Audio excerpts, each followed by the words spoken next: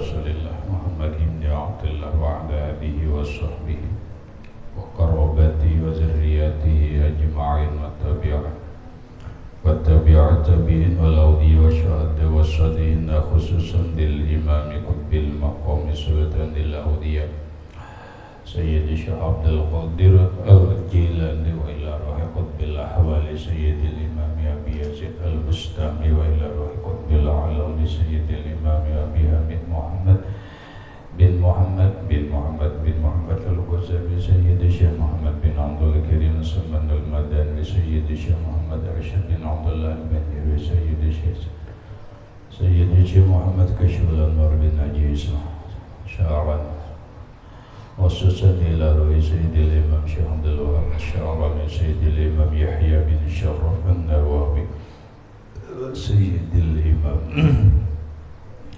Syekh Abdul Rahman bin Abi Bakrin Jalaluddin Sayyidi Sayyidil Habib Abdullah bin Abil Haddad Sayyidil Imam Syekh Abdul Samad bin Abdul Rahman Al-Falim Bani Abi Ali Sanadin Al-Mutasil Ilayhim wa ila ruhi Sayyidina Al-Muhajir ila Allah Ahmad bin Asa wa Sayyidina Al-Baqi Al-Muqaddam Muhammad bin Ali Ba'alawi Sayyidina Al-Habib Alwi Ambil Faqih Sayyidina Al-Habib Abdul Rahman bin Muhammad As-Suruq Sayyidina Al-Habib Abdullah bin Abi Bakrin Al-Adrus Al-Akbar Sayyidina Al-Habib Abi Bakr bin Abdul Rahman As-Sakran Sayyidina Al-Habib Abdullah Al-Idrus Al-Adli Sayyidina Al-Habib Syekh bin Abdullah Al-Idrus Sayyidina Al-Habib Umar bin Abdul Rahman Al-Muhdar Sayyidina Al-Habib Umar bin Abdul Rahman Al-Attas Sayyidi Syekh Ali bin Abdullah Baur Sayyidina Al-Habib Ahmad bin Sayyidina Al-Habib Sayyidina Al-Habib Abi Bakrin bin Salim As-Sawab Sahibil Anak Sayyidina Al-Habib Abdul Rahman Al-Jufri Sayyidina Syekhi Sayyidina Al-Habib Abi Bakr Al-Attas Sayyidi Syekh Muhammad Amin Al-Qutbi Sayyidina Al-Habib Muhammad bin Ali bin Hasan ila ruhi Sayyidi Syekh Muhammad ila ruhi Sayyidi wa mursyid wa murabbi ruhi Syekh Muhammad Zaini bin Abdullah arwahi jami' masyayikhina wa masyayikh man Allah Al-Karim yatakashahum birrahmah wal maghfirah wa yu'ali darajati bil jannah yu'addu alaina wa ala ahli baitina wa auladina zurriyatina min barakatihim wa min barakati ulumihim wa asrarihim wa anwarihim wa ma'arifihim wa karamatihim wa ja'alna min hizbihim wa amidna ala millatihim wa syurna bi zumratihim wa adkhilna al jannata ma'ahum wa ma'al ladina an'amta alaihim minan nabiyyin wa siddiqin wa syuhada wa salihin As'aluka ya Rabbi barakatihim wa karamatihim ishfi amradana zahiriyah wal batiniyah wa asqamana wa ilalana wa uja'ana Shifa'an ajilan yugadiru saqaman wa la'alaman wa sahiha jisadana wa nawir qurubana binuri ma'rifatika wa sallimna wa ahla baitina auladana zarriyatina min afatid dunya wa fitaniha wa balaiha wa wabaiha wa masayib syarrid dunya syarril akhirah wa rizqna wa iyyahum rizqan wasi'an halalan thayyiban mutayyiban mubarakan min ghairi qasdin wa la ta'bin wa la masyaqqa wa min haythu la yahtasib tawil a'marana ila mi'atin wa 'ashrina sihatin kamilah wa afiyatin wa salamah ma'a kamalil mahabbah wal muttaba'an nabiyyika wa habibika wa rasulika Muhammad sallallahu alaihi wasallam zahiran wa batinan wa jama' bainana wa baina habibina wa syafi'ina Muhammadin sallallahu alaihi wasallam yaqzatan wa manaman fid dunya wal akhirah bi sirrin nabi wa ahlin nabi lahumul fatihah A'udzu billahi minasy syaithanir rajim. Bismillahirrahmanirrahim. Alhamdulillahirabbil alamin arrahmanir rahim maliki yaumiddin. Iyyaka na'budu wa iyyaka nasta'in. Ihdinas siratal mustaqim, siratal ladzina an'amta 'alaihim ghairil maghdubi 'alaihim waladdallin. Bismillahirrahmanirrahim. Alhamdulillahi rabbil alamin. Wassalatu wassalamu ala asyrafil anbiya wal mursalin sayyidina wa habibina wa syafi'ina tabibi qulubina Muhammadin wa ala alihi wa sahbihi ajma'in. Allahumma hdina bihudaka waj'alna mimman يسارع في رضاك ولا تجعلنا ممن يخالف أمرك وعصاك. حسبنا الله ونعم الوكيل ولا حول ولا قوة إلا بالله العلي العظيم. Subhanallah walhamdulillah wa la ilaha illallah wallahu akbar, la hawla wa la quwwata illa billahil aliyyil azim. Salatu wassalamu alayka ya sayyidi ya Rasulullah. Salatu wassalamu alayka ya sayyidi ya Habiballah. Assalamu alayka ayyuhan nabiy wa rahmatullah wa barakatuh. Qala al-musannifu rahimahullahu ta'ala, dan setengah daripadanya bahwa jangan berjanji akan orang muslim dengan sesuatu janji, melainkan disempurnakan janji itu karena sabda Nabi Sallallahu Alaihi Wasallam,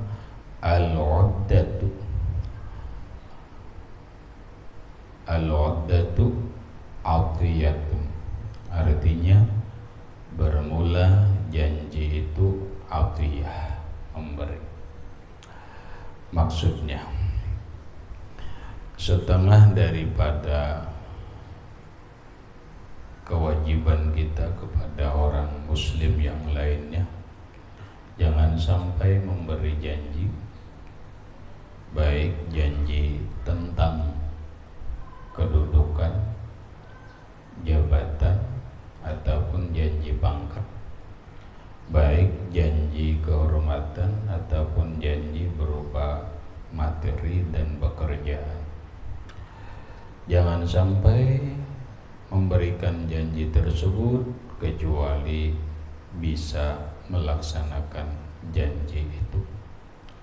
Maka ini banyak terjadi kepada orang-orang yang ingin menduduki sebuah jabatan, baik jabatan di pemerintahan ataupun jabatan di politik dan jabatan-jabatan yang lainnya. Sehingga setiap calon bupati, calon gubernur, calon wali kota, gubernur, bahkan calon presiden selalu mengumbar janji. Kenapa mereka mengumbar janji? Karena ada di dalam visi misi. Seorang bupati punya visi dan punya misi. Pondokan tetapi mengerti apa itu visi dan misi. Ya sudahlah, seorang bupati, wali kota, kemudian gubernur, visi misinya yang di dalam visi misi tersebut banyak menjanjikan sebuah perubahan, baik perubahan ekonomi, perubahan keamanan, perubahan yang lain-lainnya, bahkan menjanjikan kemajuan. Itu dalam visi misi. Belum lagi janji kepada masyarakat pemilihnya, berjanji kepada satu kampung, bila memilih aku jadi kena aku bantu di kampung ini penerangan listrik, atau ditukarkan mesin umpama, atau dipasangkan lampu tiang tenaga surya nang cukup, janji dan yang lain-lainnya. Maka apabila kada menepati janji tersebut, itu bagian daripada dosa besar dan menunjukkan sebuah sifat orang munafik. Rasulullah Shallallahu Alaihi Wasallam bersabda, al-uddah, bacanya, jangan aib. Kenapa? Uddah di sana adalah masdar dari fi'il madi wa'ada. Wa'ada ya'idu wa'dan wa'uddatan. Lah, bila ikam barisi iddah itu maknanya iddah perempuan nang ditalak, perempuan nang kematian suami itu wajib beriddah. Itu ain baris ke bawah, ada ini uddah. Uddah ini bisa kadang dimaknai bekal, tapi di sini adalah maknanya janji.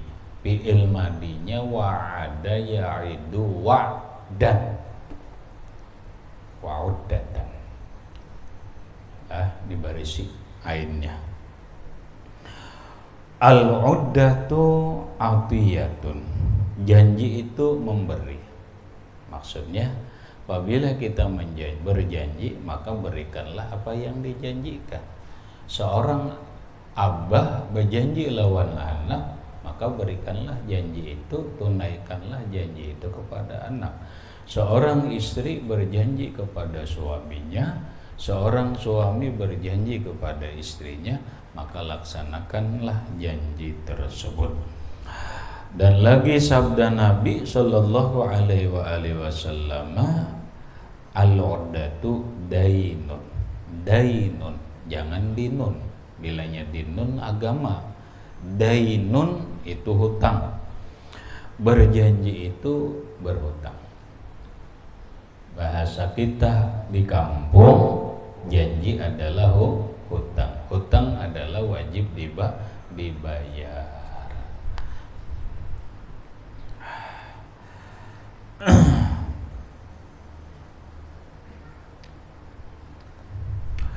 Dan lagi sabda Nabi sallallahu alaihi wasallam, salasun man kunna fihi bahwa munafiqun wa in shoma wa shalla man iza hadasa kadzaba wa iza wa'ada akhlafa wa iza tumina khana. Artinya 3 perkara, barang siapa ada di dalamnya salah satu daripadanya itu, maka yaitu munafik. Jikalau ia puasa dan sembahyang sekalipun. Pertama, seseorang yang apabila berbicara niscaya berdusta. Kedua, apabila berjanji niscaya menyalahi ia akan janjinya itu. Ketiga, apabila dipercayai akan dia niscaya ia berbuat khianat. Maksudnya, tanda-tanda orang munafik, ujar Rasulullah, ada 3. Cukup 1 tanda daripada itu sudah menggambarkan sifat munafik. Apabila lengkap ketiganya, maka sempurnalah kemunafikannya. Itu aja. Pokoknya bila ada salah satu nang 3 ini, orang itu sudah bisa dicap munafik. Yang pertama, iza hadasa kadzaba.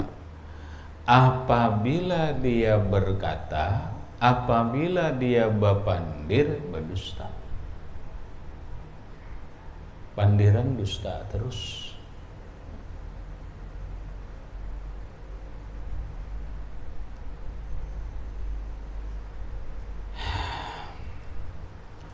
Ini bermacam-macam bidang. Benar. Orang bidang politik berdusta dalam bidang politiknya. Orang ketujuh kebibiniannya berdusta dalam bidang ini. Sampai-sampai dustanya itu ngeri, benar. Ngeri. Nang sekarang ini bini-bini ada hati-hati. Kenapa banyak laki-laki pendusta? Laki-laki pendusta. Contoh, babini, bapada ada babini, ke babini aja, kada aja. Dan ini bahaya, benar. Seorang laki-laki nang sudah babini, lalu dia merayu seorang perempuan, ditanya kepada dia apakah dia punya istri atau tidak, lalu dia menjawab tidak punya istri, maka jatuhlah talak 1 kepada istri nang ada. Jadi jangan coba-coba laki-laki nang bobini bapada kada babini. Itu sama lawan ibrah, berlepas diri dari nada. Aku jero begaya aja, mah kada boleh, talak kada boleh digaya-gayakan.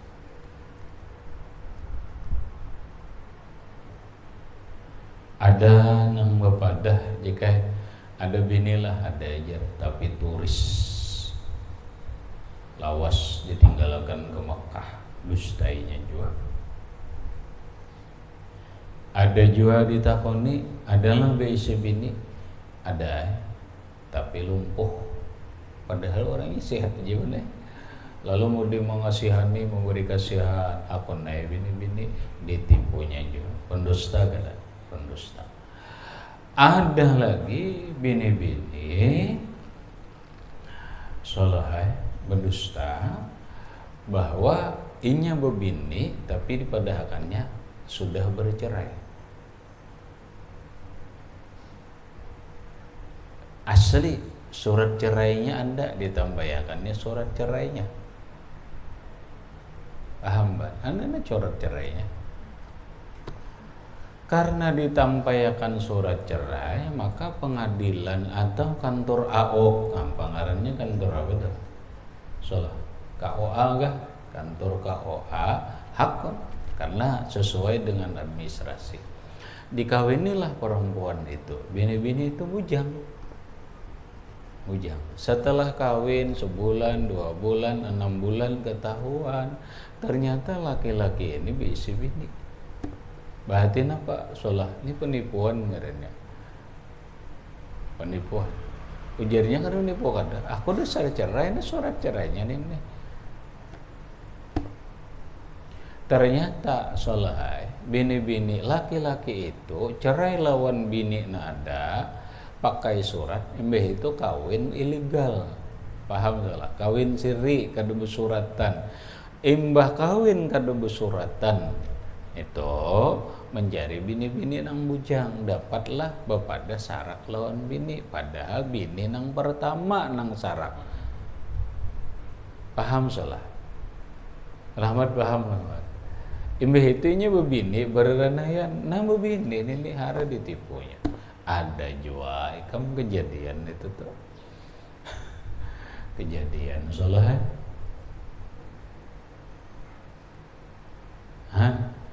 Saking nampak, saking laki-laki pendusta demi untuk mendapatkan seorang wanita.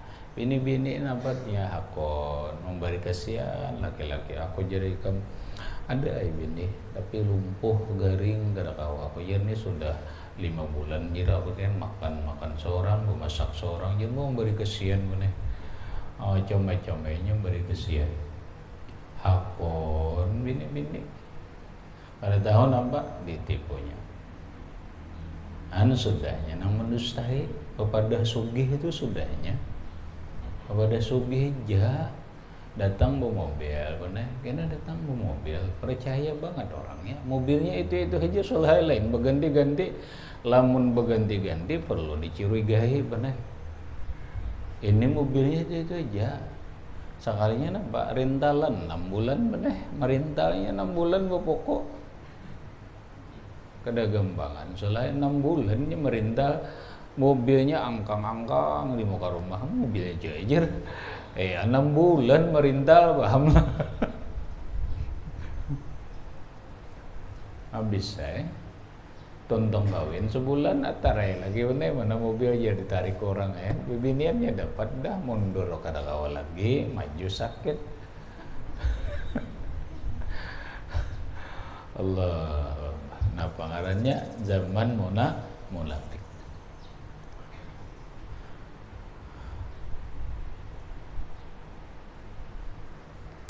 Ya nang gitu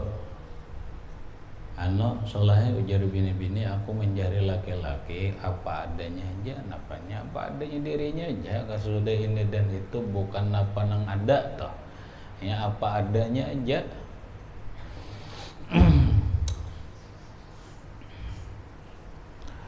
Jadi apabila iza hadasa kadzaba wa iza wa'ada akhlafa dan apabila ia berjanji menyalahi janjinya wa iza tumina apabila diberi kepercayaan khana, berkhianat. Wa in shoma wa in sholla, sekalipun orang itu sembahyang, sekalipun orang itu puasa, tetap disebut munafik. Na'udzubillah min dzalik.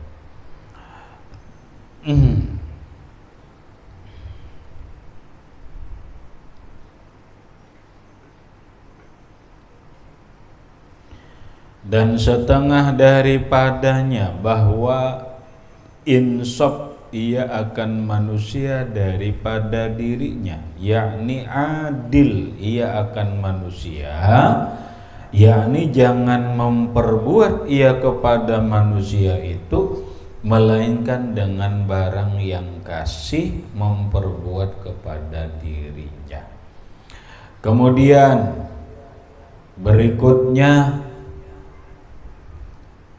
di antara kewajiban seorang muslim kepada saudara muslim yang lainnya, hendaklah dia sadar, bersifat sadar. Apa yang dimaksud sadar? Ujar Sidin, adil dalam bersikap. Apa yang dimaksud adil dalam bersikap? Yaitu bersifat kasih sayang terhadap sesama muslim. Hendaklah berbuat baik, sadar, adil, dan bersifat kasih sayang. Rasulullah Shallallahu Alaihi Wasallam bersabda, la yastakmilul abdul imana hatta yakuna fihi salasu khisalin, al infaqu minal iqtari wal insafu min nafsihi wa bizlus salami. Tidak sempurna seorang hamba Allah itu akan imannya kecuali atau hingga ada di dalam dirinya itu 3 perkara. Pertama, berbelanja daripada picik rezekinya. Kedua, insaf ia daripada dirinya. Ketiga, memberi salam. Maksudnya, seorang hamba kada sempurna imannya kecuali dia melakukan 3 hal ini. Artinya orang nang kawa melaksanakan 3 perkara ini berarti imannya mantap, imannya sempurna. Nang pertama, orang itu al-infaqu minal iktar. Infak, membelanjakan. Ngapain infak ya? Infak itu apa? Hah? Apa? Al-infaqu minal iktari, infak menafkahkan, membelanjakan, minal iktar daripada kepicikan rezeki.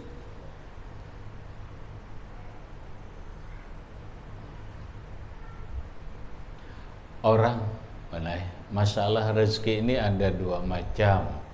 Ada ngarannya luas rezeki, ada orang sempit rezeki. Lalu di dalam Quran qaidahnya berkaitan ini, liyumfik zu sa'atin min sa'atihi. Kata orang dalam hal rezeki ada yang luas, ada yang sempit. Ketika orang punya keluasan rezeki, liyumfik zu sa'atin, hendaklah menafkahkan, membelanjakan zu sa'atin, orang yang punya keluasan rezeki. Rezeki tak banyak jika pada biasanya, maka belanjakanlah rezeki itu min sa'atihi, sesuai dengan keluasan rezeki. Jangan kolehan sehari 300.000 luas, ongkos di rumah selawi 1.000, itu menyakiti diri. Nyakiti diri.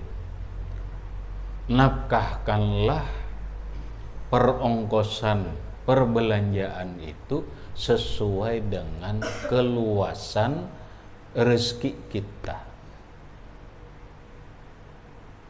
Bahasanya benar, jangan sampai kesedikitan, jangan sampai kebanyakan, sesuai dengan keluasan rezeki kita.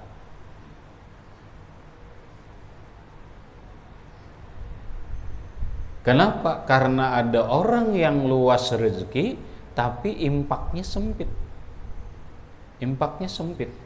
Contoh itu tadi, penghasilan 300.000 sehari, tapi mau ongkos sebini cukup selawi 1.000. Kenapa dihitungnya baras 10.000, iwak selawi 1.000, lawan lain-lainnya sudah cukup. Ini ngarannya benar, kada cocok lawan keluasan yang dihasilkan. Bersedekah, duitnya banyak, jutawan, tapi sekali bersedekah ribuan buruk, kada cocok kalau, kada cocok. Itu ngarannya kada mengamalkan ayat liyumfik zu sa'atin min sa'atihi. Kemudian ada orang yang disebut dengan sempit rezeki.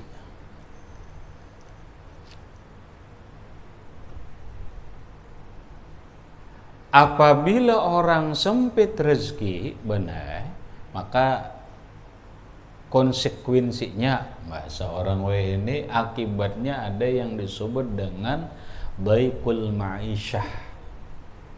Hidup itu rasa sempit. Karena rezeki sempit, maka kehidupan jadi sempit.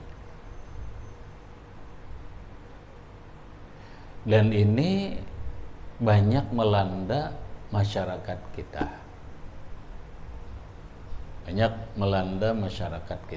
Benar. Coba kalau kita hitung mana belajar, Indonesia penduduknya berapa ya? 300 juta lebih, kalau 300 juta. Penduduk miskin Indonesia berapa persen?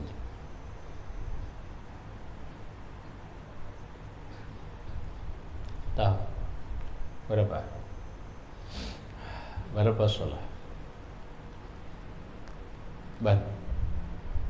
Penduduk Indonesia yang miskin harus diketahui kan solah, berapa persen?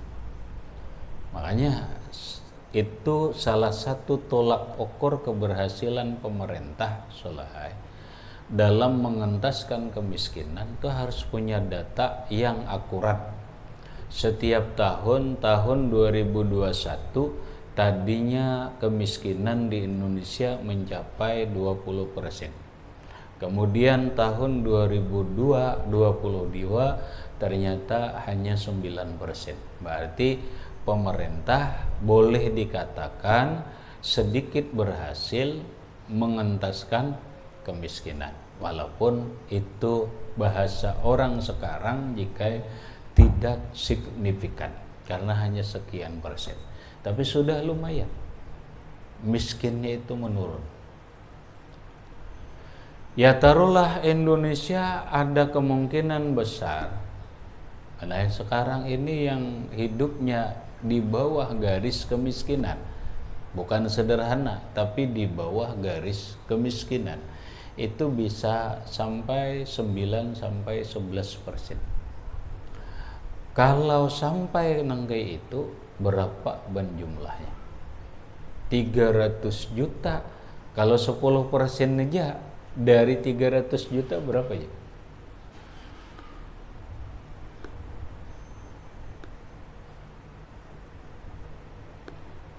Waduh.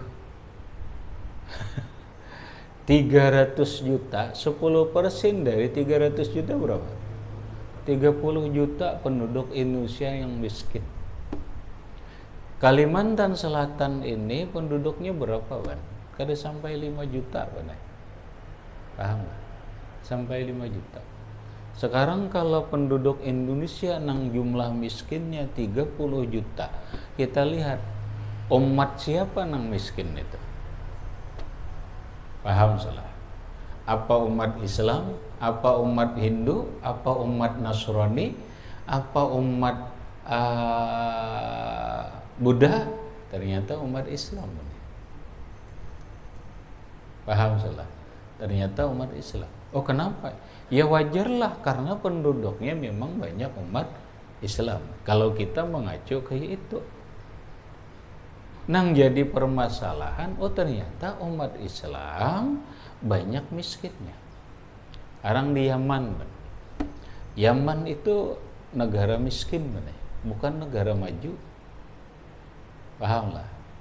Penduduknya ya Islam lah. Mungkin salah-salah bisa 99% Islamnya. Atau bisa 100% Islamnya. Berarti siapa yang miskin? Orang Islam. Nigeria orang Islam.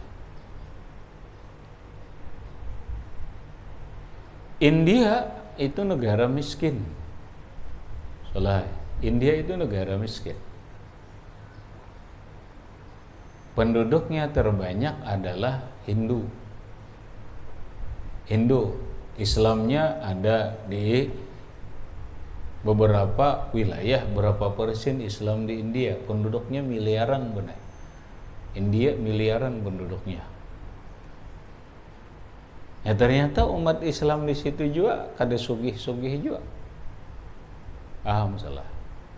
Nah di sini maunya sebenarnya benar. Begitu di data di dunia ini banyak umat Islam itu hidupnya di bawah garis kemiskinan. Ada apa?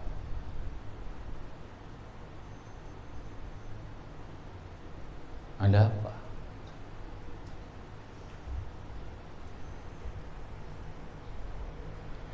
Jadilah sempit kehidupan.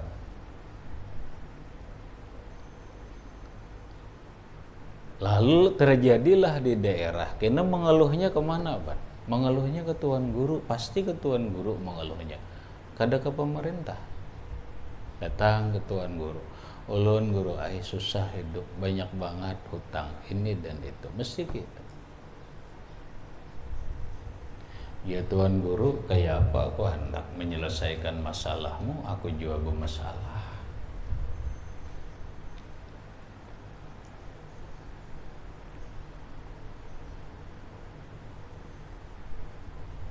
Maka dalam sebuah kitab Imam Ahmad bin Musa bin Ujail al-Yamani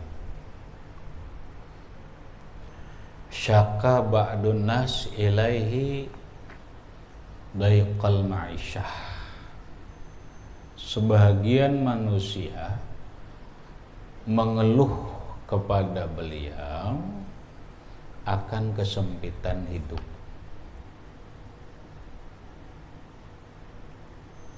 Sempit benar. Ya kayak itu tadi, ulun guruai susah hidup begini. Datang kena sikong ulun susah guruai hidup.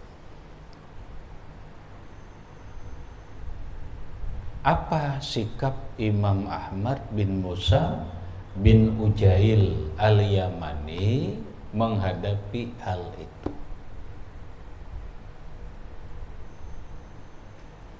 Ujar sidin, ikam banyak mengamalkan surah Al-Qadar. Kam banyaki mengamalkan surah Al-Qadar. Insya Allah kehidupanmu tidak akan sempit.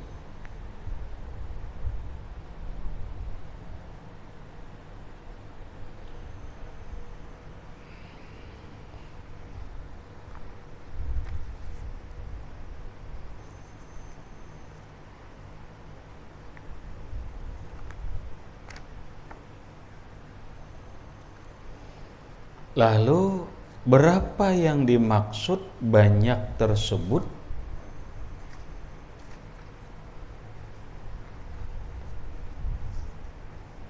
Oleh sebahagian ulama itu dibaca 40 kali, kemudian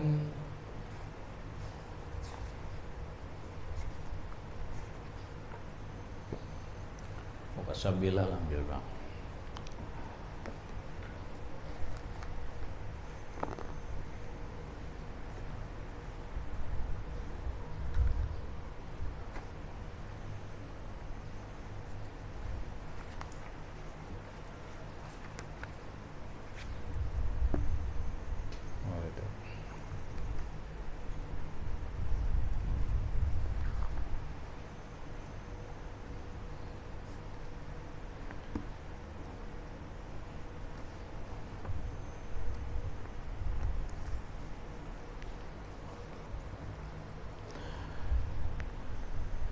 Setelah membaca surah Al-Qadar itu, bacalah doa. Doanya ada lembarannya. Maka insya Allah akan keluar dari kesulitan kehidupan.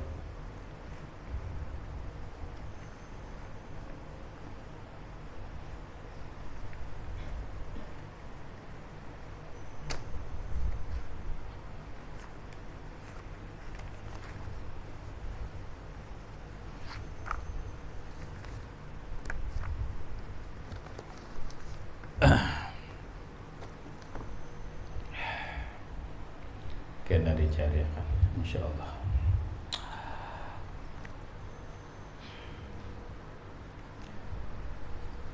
Banyak orang imbah mengamalkan surah Al-Qadar, kemudian ada doanya, telah diamalkan mereka keluar dari kesempitan hidup. Kalau keluar dari kesempitan hidup berarti rezekinya jadi luas. Ini kebetulan soalnya posisi kita mungkin boleh dikatakan masih sempit hidup kita. Namun ujar Rasulullah, orang yang imannya sempurna itu walaupun hidupnya itu iktar, walaupun hidupnya itu susah, dia tetap memberikan nafkah, dia tetap berinfak. Maka disebutlah al-infaqu minal iktar. Sesuai, jangan mentang-mentang susah ditambahi susah, duit disimpan aja, kemudian makan apa adanya aja, punya duit ditabungnya ada gitu bener. Sudah susah disimpani dulu biar aja bersakit kena anda apa. Ini kada sempurna iman. Iman walaupun susah tetap dia mengongkosi istrinya sesuai dengan kemampuannya. Kemudian wal insafu min nafsihi.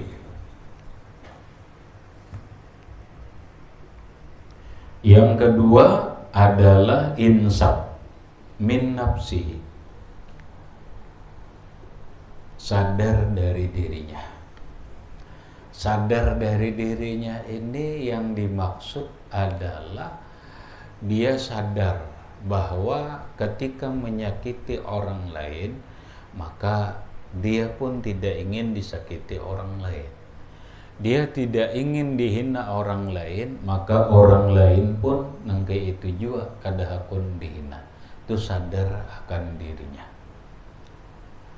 Ketika seseorang akan sadar dirinya, maka dia akan berbuat kepada orang lain apa yang membuat dirinya itu senang, karena ketika dia berbuat sesuatu yang dia senangi untuk dirinya, nangke itulah orang lain.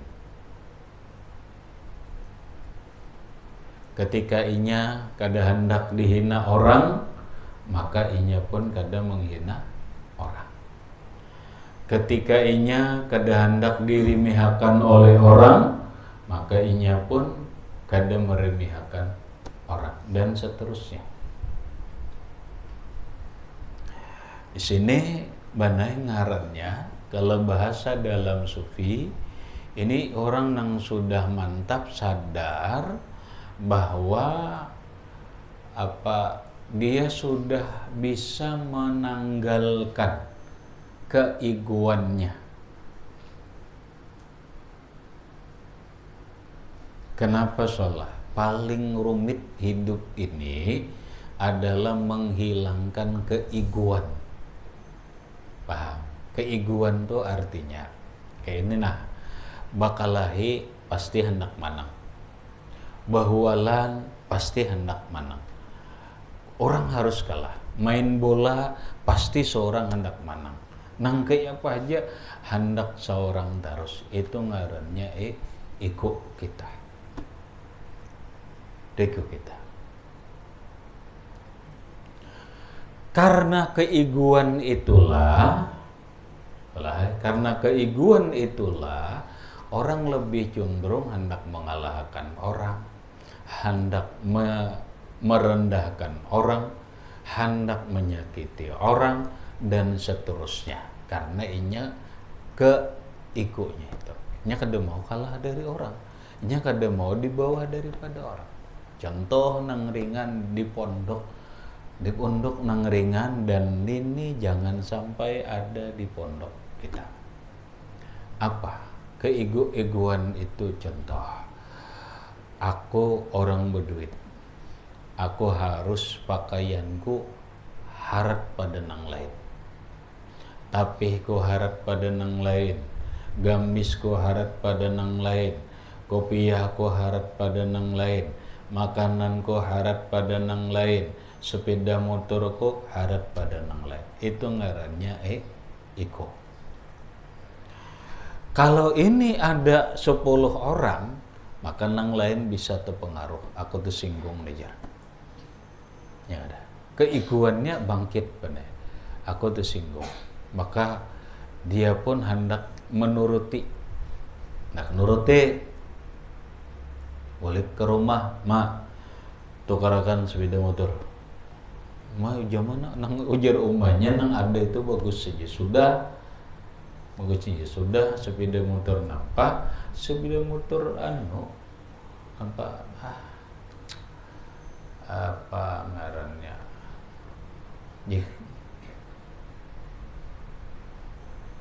pokoknya kawanan mae seberataan inmik ulun ini banget ini ulun tukarakan inmik mau kita ulun ganti tapih mae ulun tukarakan tapi nang harap BHS. Nah, itu kenapa? Karena egonya kada hendak kalah. Nang seekong egonya kada hendak kalah, hendak di atas. Bila nang kayak ini aja ikam hidup, itu ngarannya memelihara keegoan. Keegoan itu bahasa Indonesia. Kalau bahasa Arabnya itu memelihara keangkuhan. Bila keangkuhan kada paham, itu ngarannya memelihara diri dalam sifat kesombongan. Ngarannya kibir, sombong. Maka terjadilah persaingan. Si A baju ini bersaing. Wah sudah. Ini kalau nang kaya ini pondok datang di mana ikam belajar, kemana maandak kitab kita belajar tauhid, kita belajar tasawuf, manehnya. Orang nang imannya baik harus sadar diri. Aku ini siapa? Kita dulu, aku ini siapa? Wah, aku ini orangnya kayak ini, cukuplah aku nang kayak ini, Bang. Oh, ternyata ada aja juga orang nang di bawah pada aku. Paham?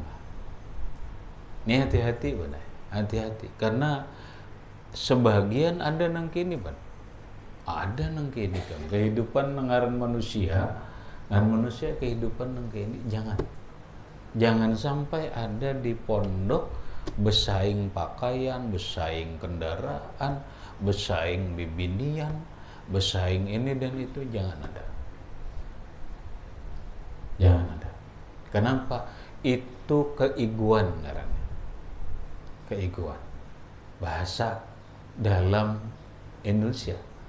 Bahasa dalam tasawuf itu adalah keangkuhan. Bisa ujub, bisa takabur. Lah. Nah, ketika orang insaf, sadar lawan diri, sadar, menelaah lawan diri. Oh, aku boleh pakaianku bagus, tapi bukan berarti aku harus bangga. Silahkan bagus, tapi bawa lagi yang bagus itu.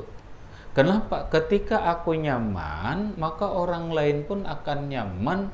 Kalau inya keadaanku nang kayak ini, bawa akan nang di rumah 3 lembar ngawal, 3 lembar. Nah, iya. Paham lah. Inya merasakan apa yang dirasakan oleh orang lain, maka dia akan berbuat kepada orang lain sesuatu nang disenangi dirinya kada hendak dihina, maka orang lain pun kada hendak dihina. Aku kada menghina, cuma ingin merasakan nang gaya apa, dah ada duit, nah wan, tapi wan nang bagus kamu pakai, nampak. Oh, kawan di kamar 10, nang di bari berdua, jangan, enggak, itu sudah apa adanya aja, jangan mengagaki kawan, jangan mempengaruhi kawan dan sebagainya. Kena mengagaki itu. Loh, mentang-mentang berduit diagaki kawan, jangan. Itu ngarannya keangkuhan. Itu ngarannya iman dirinya kada sadar. Kalau nangke itu jelas imannya jauh di bawah daripada sempurna, walaupun kitab tinggi, tapi imannya kada sempurna. Jadi al-insafu min nafsihi ini bukan bahasa nang ringan, Dene, tapi bahasa nang luas.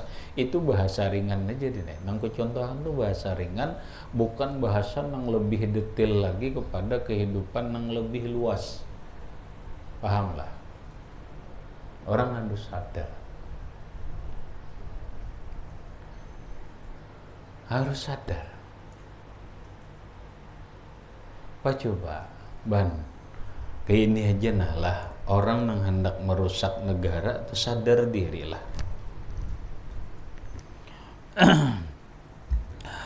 Orang hendak merusak ideologi negara. Ideologi negara, ujarnya, kita ini ideologi negara kita adalah berdasarkan Pancasila. Ujarnya ada Islam itu tuh. Hadang itu. Nang membangun negara ini siapa garang? Kan paham itu. Nang membangun negara ini apa nenek moyangmu? Yang membangun negara ini adalah orang-orang tua kita bahari, pahlawan-pahlawan dulu berjuang memerdekakan diri daripada dijajah oleh Belanda, dijajah ini dan seterusnya. Pada akhirnya Soekarno memproklamirkan diri merdeka. Setelah merdeka menata negara. Negara kita ini kayak apa garang? Paham salah? Negara kita ini yang kayak apa kita kelola? ada nang hendak negara Islam. Makanya ada yang disebut dengan NII, Negara Islam Indonesia. Kartosuryo dulu tokohnya benar. Kawan lawan Soekarno, Kartosuryo. Ingin mendegarakan negara Islam. Tapi semua sudah sepakat bahwa kita adalah negara Bhinneka Tunggal Ika.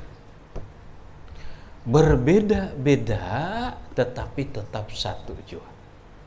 Agama berbeda tapi tetap satu nusa, satu bangsa. Bermacam-macam ragam budaya tapi tetap satu nusa, satu bangsa, satu bahasa.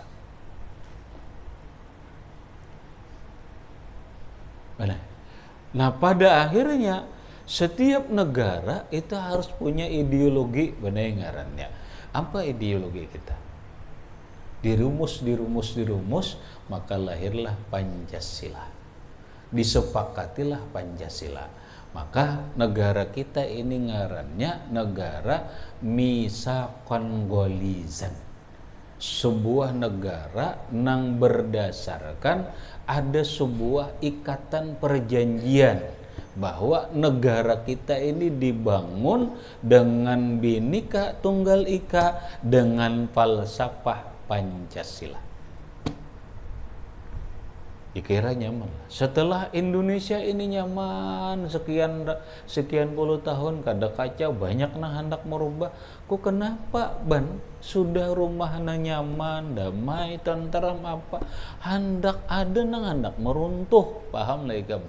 Nang khilafah itu meruntuh, paham? Rumah nih dibabak, disusun bahasa, paham kamu lah ban? Nang khilafah tuh. Mau khilafah hati, mau khilafatul muslimin, kalau hendak meruntuh, rumah kebagusan sudah hendak diruntuh, apa kita rela, Bang? Sadar diri lah ya. Nah, membentuk maulah negara ini siapa? Jakanya inya insaf min sapsihi, inya sadar diri. Aku selama ini hidup di Indonesia nyaman, sekolah nyaman, tentram dan sebagainya, kada pernah disakiti di Indonesia. Ini dan sebagainya. Kenapa aku harus merongrong Indonesia? Kenapa aku harus merongrong negara? Itu ngarannya kada insafu min nafsi. Kada sadar dengan dirinya sendiri bahwa selama ini inya hidup di Indonesia, dididik di Indonesia, digaji di Indonesia dan sebagainya. Kenapa hendak menghancur Indonesia dengan cara menghancur ideologi negara? Runtuh bener. Mun ideologinya berubah, runtuh. Paham lah. Ini kok kisah karena masuknya gina benai kepada orang-orang pondok nang pemahamannya kena kada jauh, pemahamannya kada luas, akhirnya apa terpengaruh, pemerintah zalim, negara kita ini gini. Solusi, nah itu kan biasanya benar. Solusi yang terbaik negara kita agar menjadi makmur adalah khilafah. Gampang nih ucap, rumus. Menurutmu tuh rumahmu sudahlah khilafah, sudahlah disolusi bagus. Paham? Dikira gampang.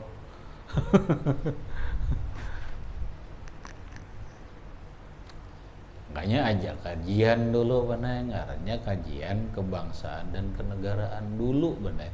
Aku ikut seminar lawan Ki Hasyim Muzadi, pertemuan di Banjar berkaitan merumus membahas masalah negara. Salah satunya nang rajin di TV Rai Rangkuti itu. Kadang kali aja kesimpulan nasbul imam wajibun, negara wajib punya seorang pemimpin. Pahamlah, negara wajib ada seorang pemimpin. Pemimpinnya mau presiden mau raja, itu apa? Nang jelas negara wajib punya pemimpin, kada boleh kosong kepemimpinan. Adapun bentuk negara itu diserahkan kepada masyarakat. Agama kada ada mengatur harus bentuk negaranya ini. Makanya bentuk negara kita napa, Pak? Republik. Bentuk negara Saudi napa? Kerajaan. Bentuk negara Jerman kanselir. Nah, makanya jadi luas ini pembahasannya. Dan ikam kada kawan ini mencerna. Nah, cuma dibuka, dipaham maksudku, pahamlah. Ini hadis bukan simpel.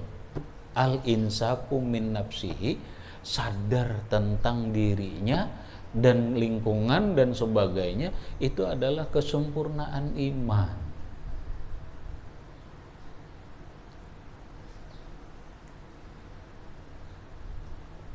Sempurnaan iman. Nah, kemudian yang ketiga, kata Rasulullah sallallahu alaihi wasallam, wa bizlus salam. Nah, bizlus salam lagi. Kalau di sini mana ini arti bizlus salam adalah memberi salam. Memberi salam. Terlalu simpel sebenarnya benar kalau memberi salam, karena kalimatnya bizlun. Bizlun, paham jik? Bukan hanya ikra'us salam, absus salam, tapi bizlus salam. Bizlus salam. Napa bizlus salam? Bizlu itu maknanya mengorbankan. Bahasa kita sedapat mungkin memberikan salam kepada orang lain.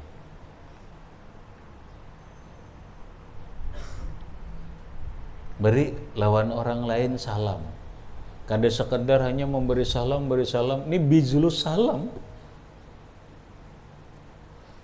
Menyebarkan salam, ke sini salam, ke sini salam, ke sini salam. Ya sudah, ucapan salam aja sudah, masuk kamar assalamualaikum. Ini sudah satu benar.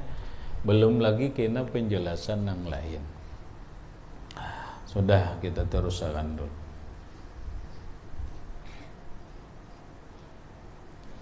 Dan lagi sabda Nabi sallallahu alaihi wasallam, ya Aba Darda, ahsin mujawarata man jawaraka ila akhirih, wallahu subhanahu wa ta'ala a'lam. Bisa.